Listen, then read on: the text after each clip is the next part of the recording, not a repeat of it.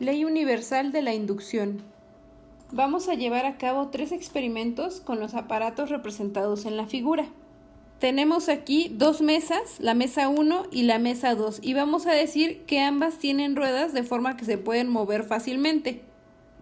Conectado a nuestra espira rectangular tenemos un galvanómetro.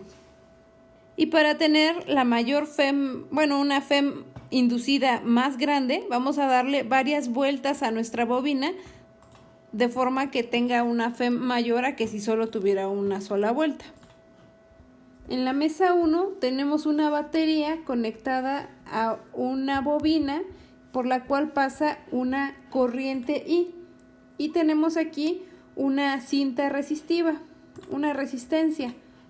Está aislado de la mesa 2, donde tenemos una espira cuadrada, como la que ya habíamos trabajado antes, conectada a un galvanómetro. El primer experimento es un experimento con el que nosotros ya hemos trabajado. Y dice, con una corriente constante en la bobina y la mesa 1 estacionaria, se mueve la mesa 2 hacia la derecha con una velocidad v. El galvanómetro se desvía. Este justo es el ejemplo que ya hemos trabajado, ya que es exactamente el mismo ejemplo que el de una batería conectada a una bobina y donde teníamos un anillo que se estaba moviendo con una velocidad v. Por lo cual no nos sorprende que el galvanómetro se desvíe, es decir, que marque algo en el ejemplo en la mesa 2.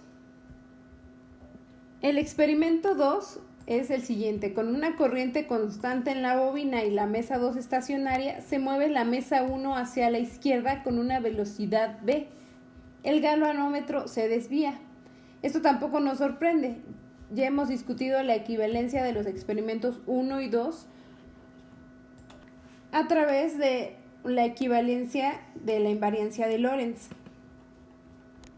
Y que en ambos casos la desviación del galvanómetro puede relacionarse con la velocidad de variación del flujo del campo magnético a través de la espira.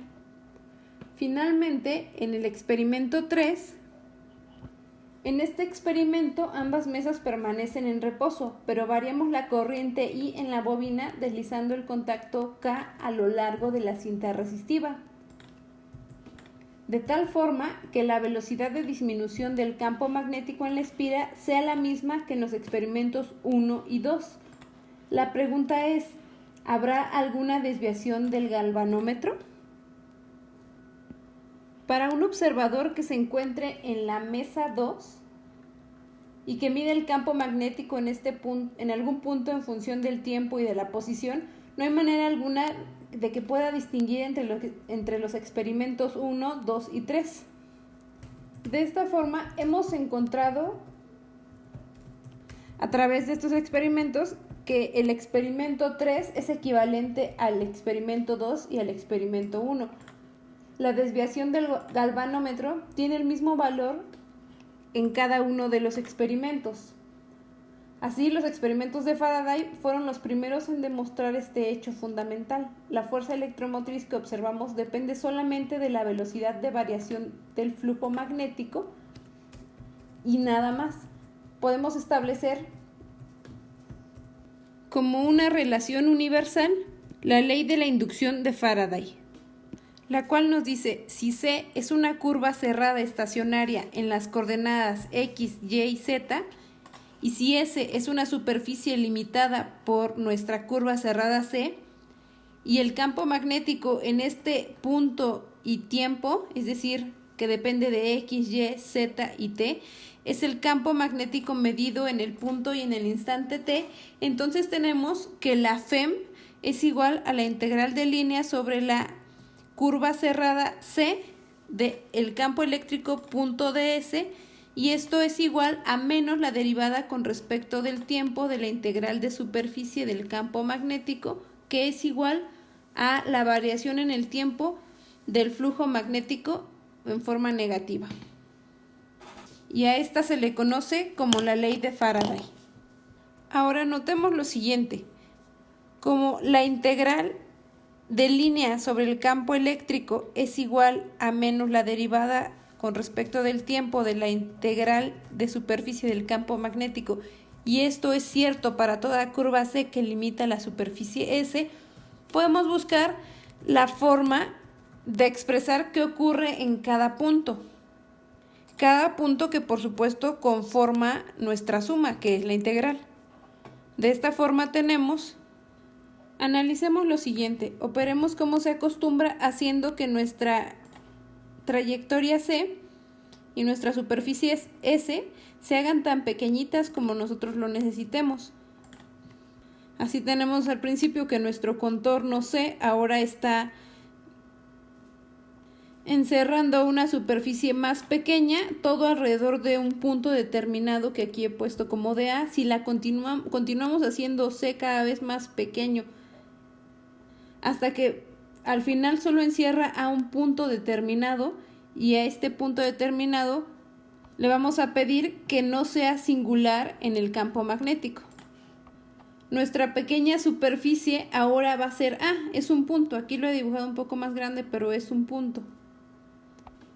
Entonces, en el límite, la variación del campo magnético en la pequeña superficie A, que limita C, será despreciable y la integral de superficie tenderá a B.A. Por otro lado, recordando nuestra relación 2.80, que nos dice que el rotacional de F es igual al límite cuando el área que encierra nuestra integral de línea tiende a 0, de la integral de línea de f.ds, tenemos entonces que podemos despejar nuestra integral de línea en términos del rotacional, quedándonos que el área A punto el rotacional de f va a ser igual a la integral de línea de f. Y con estas dos relaciones, la integral de superficie del campo magnético y la integral de línea, podemos sustituir nuestras integrales del campo eléctrico y el campo magnético respectivamente. Así nuestra ecuación, que llamaremos 7.27, la integral de línea del campo eléctrico y la integral de superficie del campo magnético, la podemos reescribir como el área punto el rotacional del campo eléctrico igual a menos la derivada con respecto del tiempo del campo magnético punto el área, que es igual a A punto menos la derivada con respecto de t del campo magnético, de donde finalmente obtenemos que el rotacional del campo eléctrico es igual a menos la derivada con respecto del tiempo del campo magnético, ya que esta relación debe cumplirse para toda área A infinitesimal.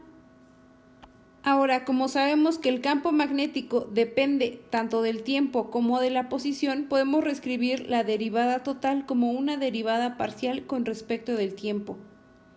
Tenemos entonces estas dos proposiciones completamente equivalentes a la ley de inducción. Por un lado, la integral sobre nuestra trayectoria C, la cual encierra una superficie S del campo eléctrico, la integral de línea, es igual a menos la derivada con respecto del tiempo de la integral de superficie del campo magnético sobre la superficie S.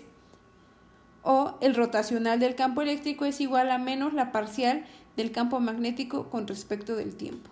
Entonces aquí tenemos la ley de Faraday, que también se conoce como la ley de Faraday-Henry-Lenz, por las aplicaciones que estamos utilizando de Henry y de Lenz. Recordemos que habíamos visto la parte del signo negativo como la ley de Lenz. Aquí, como sabemos, el campo eléctrico está dado en volts, el campo magnético en teslas, ds está dado en metros, dA está dado en metros cuadrados y t en segundos. Cabe mencionar que la expresión diferencial del rotacional del campo eléctrico igual a menos la parcial con respecto del tiempo del campo magnético presenta tal vez más fácilmente el punto al que queríamos llegar acerca de la naturaleza local de las relaciones de los campos. La variación del campo magnético en el tiempo en un entorno determina completamente el rotacional del campo eléctrico en el mismo, sin importar nada más, aunque por otro lado esto no nos determina completamente el campo eléctrico, porque podríamos superponerle cualquier campo electrostático que tenga un rotacional igual a 0 sin afectar en nada nuestra relación. Y con esto vamos a terminar nuestro video.